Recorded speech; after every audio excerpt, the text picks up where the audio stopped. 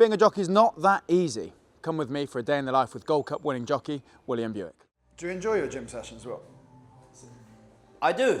Yeah. Not every day, not every time, but it's like, it's just, I don't really think about it. It just has to be done. Because I see the need for it and the improvement. Have you always been pretty good? Like compare yourself now to when you were younger. Have you always been? No, I'm much better now. Oh yeah. Because I didn't really utilize the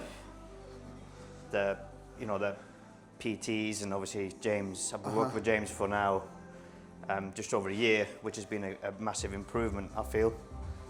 And you know, as I got older, I think you start to realize how important it is. You know, you can kind of wing it when you're younger. Yeah.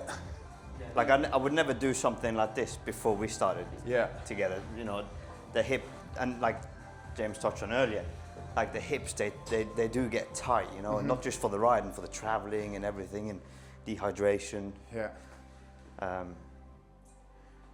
So just to get them mobile and working has been a big help. Are you at an age now where you think about? I'm not that old. But you know, you think about the longevity game, thinking about, or not. That's what the world's all about now, isn't it? Yeah. Longevity. Yeah. I do, but I feel, you know, like. So you're at that age. It's not like you're 50. Yeah. No, but I think you probably. I always think you know more now. Yeah. Experience, and if you can balance that with strength and fitness. Would you be blowing in a race?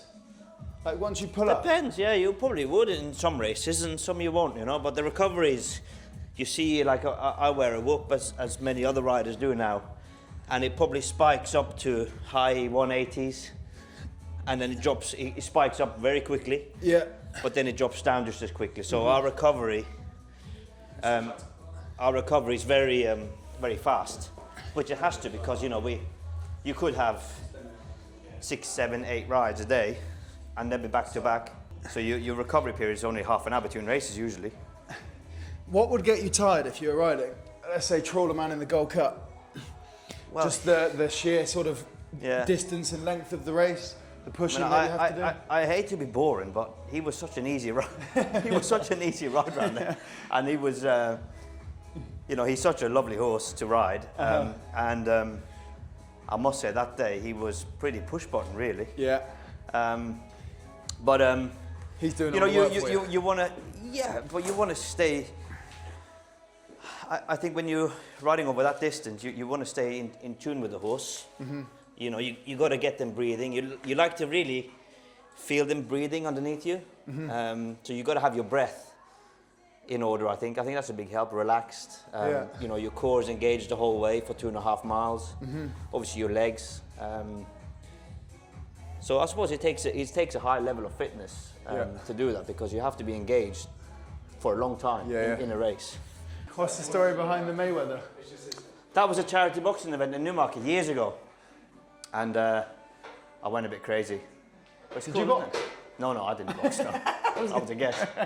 Yeah. And you bought it? You want to get yourself to a level where, like, racing doesn't affect your strength or fitness. Yeah. You know, that's what you want, really, and that's what it should be. So you can just concentrate on the hard work is in here, and then when you get racing, no matter how many rides you have, no matter what over this distance, it doesn't affect you. Yeah. You know, your recovery is quick. I suppose that way then your mind's free to think about what you're doing. Exactly that. Rather than being knackered. Yeah, exactly. What does get you out of bed? Well, besides kids, James, kids, Jane, because like, I know you won't mind me saying, your routine, your discipline has got to be up there in terms of how you operate. Like what gets you out of bed when you can't be asked? Because I snooze my alarm quite a lot. You always have to improve. Yeah. You know, you always have to improve, you always have to innovate. And that I don't think that will ever leave me. And I think I suppose you see a lot of jockeys or other sports people, that's what drives them, that's the motivation, is just to be better. You have to level up and create consistency. You were saying the people you admired were the ones that have been in the game for a long time? Yeah. Like the athletes that had done it for 20 years rather than a flash in the pan. You see, you've been doing like Federer, for example, or they've done it for so many years. Yeah. That creates. We only see the end product. yeah, What goes into that is like what we see today. This is the reality. yeah. And you have to ride work in the mornings, ride the horse in the mornings. I'm going to guess you'll probably just tell me the clock keeps ticking because jockeys are always, you're always working, always riding. Yeah. But does anything change mentally, physically on the lead up to a big week? Yeah, the intensity, definitely, 100%. It is way more intense. But then, you get to this stage of the season now, like every weekend is big. Every there's festivals coming up. You got the Derby trials, then you got Epsom, Oaks and Derby. Yeah. Then Royal Ascot obviously around the corner. So, yeah, things are getting more intense now. You see horses now being prepared for the various races. And you need to be on the ball. You need to be sharp. Are you typically riding across the weekend that leads into Royal? Yeah, but you it depends. But you wouldn't go hell for leather, Yeah. Just so the body feels as good as it can. Yeah, but we wouldn't do anything different ahead of Royal Ascot, for example, than we would any other day, really. Yeah. Because you can't just prepare for Royal Ascot and then you have to be game ready every day. I suppose every race matters, doesn't it? Every day, 12 months of the year. The way our sport is unique is we work 12 months of the year.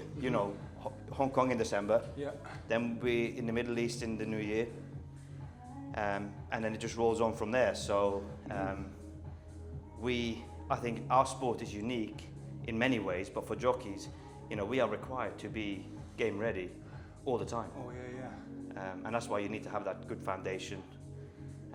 You need to be in a good mental space because it is demanding. Is it important then not to or be cautious that you don't go over the top at any point? Have your things like your family or your day off? Yeah, I mean that's like obviously working with James. I go in, he asks me how I feel, and I say, do you know what, I'm a bit flat, or this, that, and the other, and then we work around it. You don't have a day of doing nothing. You can come in here and you can have a session where you leave here feeling, oh my God, I've got more energy. Yeah, nice. And because obviously we are on a, weight restriction, so it is challenging, but yeah, I think that's the thing. But with experience, as I've got older, and I think every other jockey would tell you this, that at a similar stage, when you get older, you figure things out a little bit more because you've tried, failed, experimented, and then you work out what's best for yourself. Yeah, I think that's what I admire most about you and all jockeys, because I obviously get to travel from a presenting perspective. Yeah, this is a long break, by the way. I know, keep talking. But I'm not working out, I'm not riding in race, my job's mostly quite fun, but I get a tiny glimpse of early mornings and plane rides and travel, and you guys have to have 12 months. Yeah. Which I don't think there's any other sport I can relate to, and there's no other real lifestyle like it either, is there? It's not a normal life, No, really. it's crazy, but I wouldn't swap it for the world. I love it. I'm doing what I dreamed of as a young boy. Yeah. I'm living my dream. It's fun. It's a great game. It's a great sport. Great people, animals, horses, of course. Yeah. It's amazing. Do you eat mostly the same thing every day? Yeah. Really, yeah. Just for simplicity, you know what you're getting. No. It's a varied diet, really. Okay. But I'm quite lucky. I'm quite small compared to some of the guys, but. So you don't necessarily feel like you're dieting every day, but you're on top of your diet every day. You have to watch it, yeah. Yeah. What will you eat after this? Eggs. Okay. Yeah, maybe yogurt. Just on their own, or? Eggs, maybe some avocado. Nice. And what about on a race day? Race day, Tell us sort of your race day diet. I was in France yesterday and I had an apple all day, so... Because you needed to stay at a lighter weight? Yeah, just push for time in the morning and stuff, and sometimes you would have a bit of yogurt before race day. Yeah. Sometimes just an apple, but you wouldn't go racing on a full fry-up. Unfortunately we can't do that. And then what about throughout the day? Do you eat at the track? So just graze a little bit, sort of just grapes, banana, just keep the energy levels up. And you know, but you know, most race courses now are well catered for us. Ascot especially, you know, they're very good at nutrition now for jockeys, and although we're on a weight schedule, we have to keep energy levels and concentration up. And when you get home, big meal? I'd always have dinner, yeah. Always have dinner when I get home, always. I'd never miss a dinner. Depends. Sea bass would be my favourite. Nice.